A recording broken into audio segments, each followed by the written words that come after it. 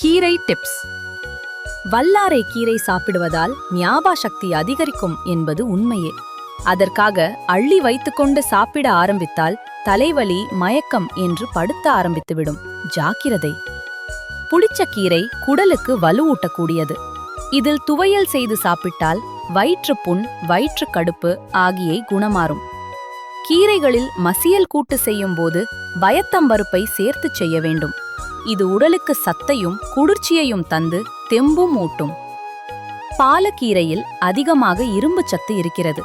இந்த கீரையில் உப்பு சேர்ந்து லேசாக வேக வைத்து மிக்சியில் அரைத்து கடுகு, காய்ந்த மிளகாய் தாளித்து சாதத்துடன் பிசைந்து சாப்பிடலாம். மலச்சிக்கலை போக்கி உடம்பை புத்துணர்ச்சியாக வைக்கும். வயிற்றில் இருக்கும் அதிகப்படியான சதையை தொப்பை குறைக்கச் செய்யும் குணம் பசுமலக்கீரைக்கு உண்டு. லேசாக வேக வைத்து பொரியல் செய்து கூட சாப்பிடலாம். பொரித்து சாதத்துடன் பிசைந்து சாப்பிடலாம். வாய்ப்புண், வயிற்றுப்புண் ஆகியவை குணமாகும். இரவு வேளையில் கீரை சமைத்து சாப்பிடக்கூடாது என்பார்கள். சரிவர ஜீரணமாகாமல் பிரச்சனையை ஏற்படுத்தும் என்பதுதான் சிறுகீரரை என்று பெயர் சூட்டப்பட்டிருந்தாலும் அது தரும் பலன்கள் பெரிதுதான்.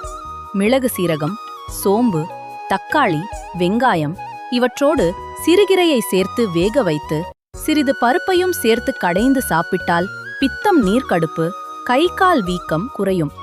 சர்க்கரை நோயாளிகள் இந்த கீரையை தினமும் சாப்பிட்டு வந்தால் இன்சுலின் சுரக்கவும் வாய்ப்பு ஏற்படும். எந்த கீரையானாலும் துவையல் செய்தே சாப்பிடலாம். கீரையை நிறம் மாறாமல் நன்றாக வதக்கவும்.